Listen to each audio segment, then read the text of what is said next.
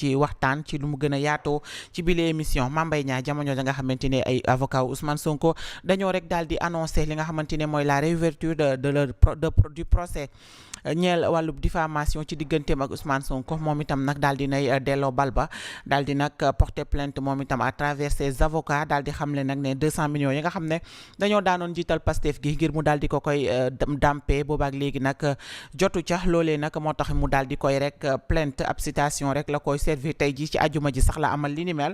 ngir nag mu daal di koy fay yooyee koppar ba tey itam ñu wax ci li nga xamante ne mooy li am au sommet de l'État te képp kuy sénégalais rek jamono ji nga teg ci sa loxo ci diggante nga teg ci say gët ci diggante sunu njiital réew mi Bassirou Diomaye Diakhar Faye ak itam kii di Ousmane Sonko mu mel ni nag jamono ji moom mbir yi mi ngi gën rek di andi ay jafe-jafe te itam di gën di visible ndax nag bu exécutif ba ak législatif ba moom di demee ci précipitation xam ngeen ne conseil des ministres bi daan am àllarba bu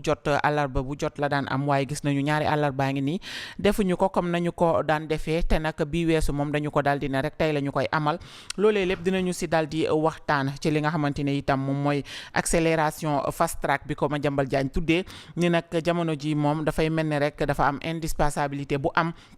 ci nañu remettre li nga xamante ne mooy de l'ordre dans un budget 2025 en fin de clôture loolee rek la daal di xam ne danañ ci waxtaan ci nu mu gën a yaatoo waaye Cheikh dafa am jéeju am itam foofu ja Joal fukki nit ak juróom ñàkk ci seen bakkan ba noppi ñu daal di gisaat 30 personnes yoo xam ne ñoom nag ñu ngi leen gis en vie ci ay jafe-jafe yu métti ci 200 personnes mu mel ne nag mbir yi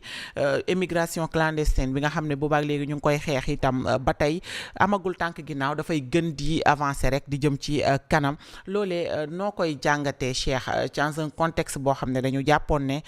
dina wàññeeku ba noppi ñi fi nekk jamono ji dañu ko doon politiquer bi ñu nekkee à l'opposition ci ay échos yu ñu am en tant que journaliste ak yenn ci ay xibaar sax ñu ngi xamal ne ñu ci bari ñoo xam ne dem nañu wala bokk ñi ngi bëgg a dem wala bokk nañu sax ci gaal gi nga xam ne dafa këpp récemment ci Joal ñoo xam ne lañu ay marchand ambulant yu dëgër piir laak yi ni mel muy wane ne rek action bi gouvernement bi di mëne itam mu ngi andi ay jéye bu baax a baax. merci Fatou fi nga tàmbalee mbiri nag neex na ma lool déjà. foofu la saf. foofu laa ko bëggee woon. ay ca c'est vrai que man moom am nga Fatou. pour parler sérieusement réew kenn du ko foowee. quand tu es à la tête d'un pays bépp action boo posé bépp choix boo jël dafay am répercussion yooyu nag mën na nekk des répercussions immédiates wala à court terme ou bien à long terme. conséquences yi lépp loo jël comme choix day am conséquence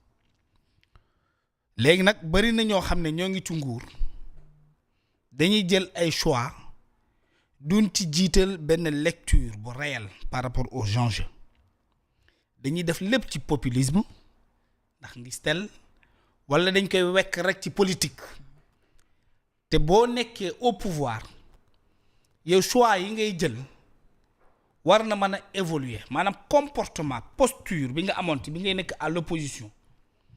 warul méngoo ak doxalin bi nga xam ne moom ngay am boo arrivé au pouvoir looloo ñu dal ak ñii maanaam malheureusement ils n'ont pas pu se départir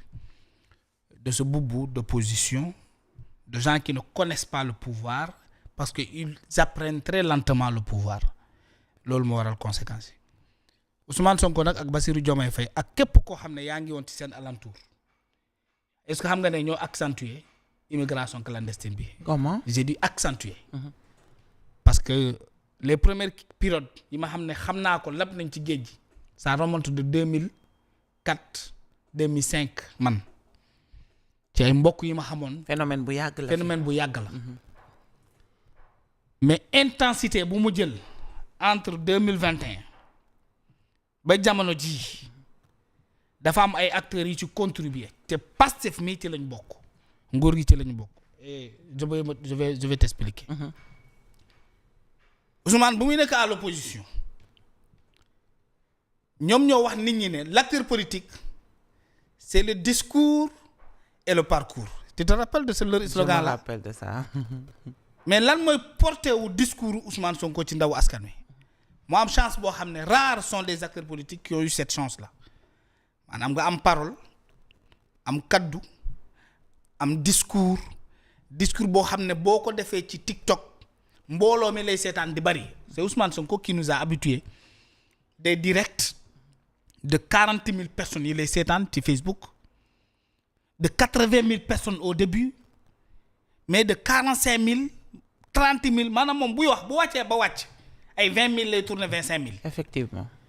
boo toppee audience bi koy seetaan ci réseaux sociaux yi tu vois que c'est cette jeunesse là entre 18 ba 35 ans parfois 40 ans dugg 40 ans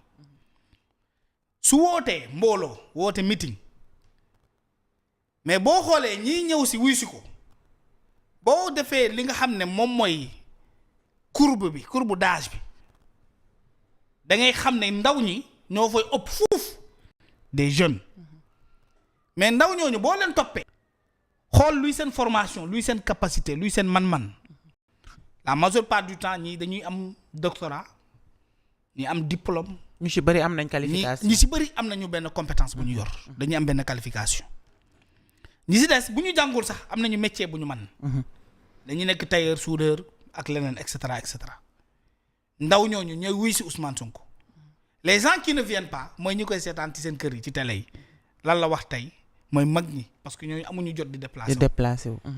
Maintenant quand tu as un acteur autant pour moi qui a cette influence cette portée cette crédibilité aux yeux des gens li ngay wax lu ne da nga ko war a seet. ko war a xoolaat da nga war a mesurer l'impact de ta parole. Et la parole de Ousmane Sonko a détruit et a décimé la jeunesse sénégalaise. Et je vous dis pourquoi. En tout cas. Ousmane, étant à l'opposition, il dit à la jeunesse sénégalaise qu'il l'écoute par les réseaux sociaux, par YouTube, ci télévision bi ñi ñëw ci seen meeting ne leen pétrole bi jaay nañu ko. dañoo ne ñu jaay pétrole bi ba mu jeex. Fatou xam nga loolu fii lañ fekk te pétrole dëkk bu ko yor da nga war a am espoir de développement. Perspective de développement dafa war a taxaw. Ousmane ne pétrole boobu nga xam ne ñun bu ñuy yëg ne ñëw na ci réew mi ñun ñëpp ñu commencé di souffler am yaakaar ne réew mi dina développer dans 10 ans 15 ans. Ousmane ne ndaw ñooñu pétrole boobu existé tout Sénégal. amatu fi mooy espoir bi doon am. ci maanaam tu as détruit l'espoir avec le effacé nga ko. Ousmane ne ndaw ñi Macky lu ñu yor ab tuuti alal dóor na ko.